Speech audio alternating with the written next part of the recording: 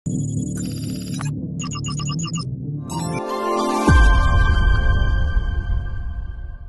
কোনো কন্টেন্ট আপনাকে কোনো ধরনের বাই সেল সিগন্যাল বা পরামর্শ প্রদান করবে না। এজন্য স্টক সাপোর্টের টিম আপনার কোনো ধরনের ফিনান্সিয়াল লসের জন্য লায়াবল না। ধন্যবাদ।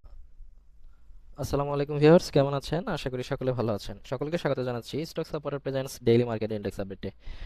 আজ 18 মে 2026। আজকে মার্কেট 23.07 পয়েন্ট কমে 5203.11 এসে ক্লোজ হয়েছে, যার ভলিউম হয়েছে 24.84 crore, ভ্যালু 726.08 crore এবং ট্রেড হয়েছে 2,08,744টি। মার্কেট ট্রেন্ডে আজকে আপ ট্রেন্ডে আছে মাত্র 83টি স্টক, আপ নিউট্রাল আছে 54টি এবং ডাউন ট্রেন্ডে 255টি। Market sentiment neutral.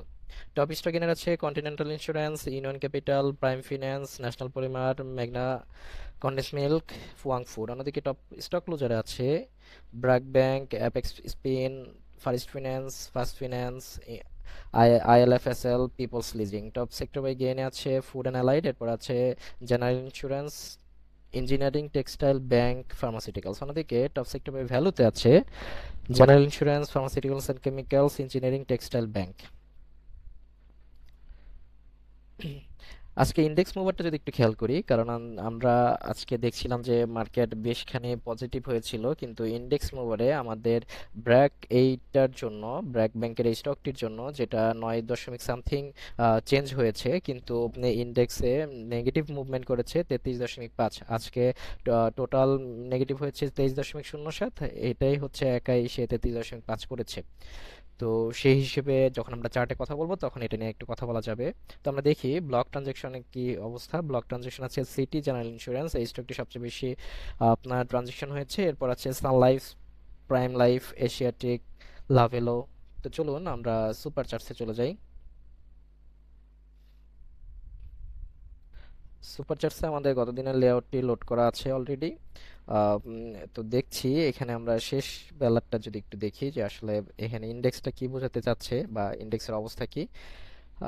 আমরা বলেছিলাম যে আসলে এই যে এই সমস্ত বড় বড় যে আপনার উপরে যে পিন গুলো আছে, আপনার এই সমস্ত ইনভার্টেড হ্যামার ক্যান্ডেল গুলো কিন্তু আসলে বলে যে মার্কেট আসলে নিচের দিকে যাবে।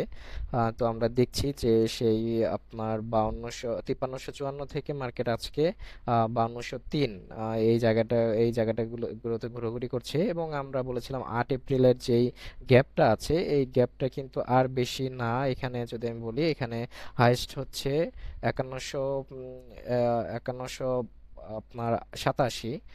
তো এবং হচ্ছে এখানে আছে হলো 5175। তো এই জোনটাকে কিন্তু আহ, আমাদের যে গ্যাপটা আছে, এই গ্যাপটা ফিল আপ করেই কিন্তু আসলে ওর মার্কেটে উঠতে হবে, যেটা আমরা বলে বলে আসছি যে এই গ্যাপটা। তো এই গ্যাপটা পূরণ করতে কিন্তু সে বারবার নিচের দিকে আসছে এবং আজকে মোটামুটি ওই জায়গাটাতে অবস্থান করতেছে।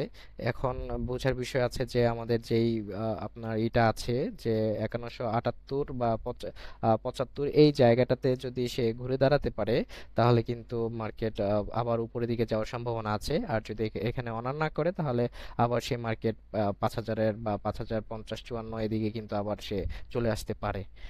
আজকের মার্কেট ইন্ডেক্স সম্পর্কে আসলে এই পর্যন্ত আপডেট। তো চলুন আপনাদের রিকোয়েস্টেড স্টকটি সম্পর্কে আলোচনা করি। ফুয়াং ফুড। আম, এই ফুয়াং ফুড নিয়ে আপনারা অনেকেই রিকোয়েস্ট করেছেন। তো আসলে এটা নিয়ে কথা না বললেই নয়, কারণ এই স্টকটি একটা সময় আমরা যদি দেখি যে একটা সময় গত 25শে সেপ্টেম্বরের দিকে আপনার 16-15 এই টাকাগুলিতে ছিল এবং এর আগেও কিন্তু অনেক টাকা করে মার্কেটে ট্রেড হয়েছে। সেখানে দেখা যাচ্ছে 18, 20, 22, 16 এরকম করে, এবং হচ্ছে এটা কিন্তু অনেক উপরের দিক থেকে এসেছে। যদি দেখি যে 24-25 সালে সেটার ছিল 21, 22, এবং হচ্ছে পরবর্তী আরো আগে দেখলে কিন্তু আরো অনেক উপরে দেখতে পারবো আমরা। এখানে দেখছি যেটা। তো পিছনের দিকে আমরা না যাই, আসলে আমাদের বর্তমান যে ক্যান্ডেল আছে সেটা নিয়ে যদি আমরা একটু কথা বলি। তো দেখা যাচ্ছে আমরা যদি ধরেন এই জায়গাটা থেকে আমরা একটু বড় করে নেই, একটা এই যে এই জায়গাটা থেকে এই পর্যন্ত কিন্তু আসলে একটা বড় ধরনের সে উপর দিকে দিক থেকে তো নিচের দিকে সে আসছিলই। তো আমরা একটু বড় করে নিচ্ছি যে এই জায়গাটাতে সে কিন্তু একটা ট্রাই করেছিল যে উপরের দিকে যাওয়ার, এবং এখানে একটা আপনার এটাকে যদি আমরা ট্রায়াঙ্গেল বলি, তো এই ট্রায়াঙ্গেলে সে আসার ট্রাই করেছিল এবং হচ্ছে আমরা ট্রায়াঙ্গেলের যে নিচটাতে সে কিন্তু একটা বড় ধরনের পরপর 3 দিন হচ্ছে লাল ক্যান্ডেল দিয়ে সে নিচে চলে এসেছে এবং এখানে সাপোর্ট নিয়ে সে কিন্তু আবার উপরের দিকে ওঠা ট্রাই করেছে, কিন্তু আসলে এইখানে যখন ওর আবার রেজিস্ট্যান্স হয়ে গেছে তখন সেখান থেকে সে আবার সে নিচের দিকে এসেছে এবং এখান থেকে আবার যখন এখানে সাপোর্ট নিয়েছে আবার কিন্তু সে এই জায়গাটায় বাধাপ্রাপ্ত হয়েছে এবং আবার ট্রাই করেছে, আবার কিন্তু এই জায়গাটায় বাধাপ্রাপ্ত হয়েছে।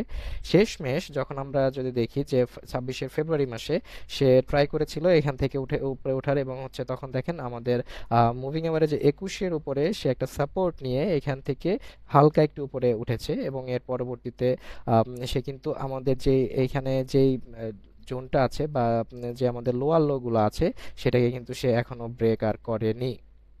তো যেহেতু সে আপনার এই লোটাকে সে এখনো ব্রেকআউট করেনি, তো আমি যদি এটাকে আরেকটু ছোট করে এখানে যদি বলি তাহলে সে কিন্তু একটা কি আছে, এখন একটা আপনার অ্যাকুমুলেশন জোনের মধ্যে দিয়ে কিন্তু সে যাচ্ছে।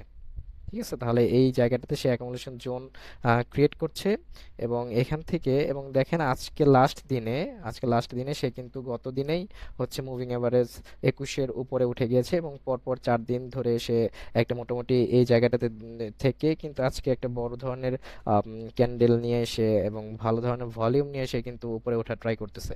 তো এখন ব্যাপার হচ্ছে যদি এই জায়গাটাতে যেটা হচ্ছে 10 11 আপনার 11-র কাছাকাছি এই জোনটাতে সে যদি ব্রেকআউট করতে পারে এবং এই পরিমাণ বা সমপরিমাণ যদি ভলিউম নিয়ে সে যদি এখানে আবার ব্রেকআউট করতে পারে তাহলে কিন্তু বলা যাবে সে যে ডাউন ট্রেন্ডে ছিল সেই ডাউন ট্রেন্ডটা শেষ হয়ে গিয়েছে এবং অ্যাকুমুলেশন করার মাধ্যমে সে কিন্তু আবার উপরের দিকে ওঠার ট্রাই করবে।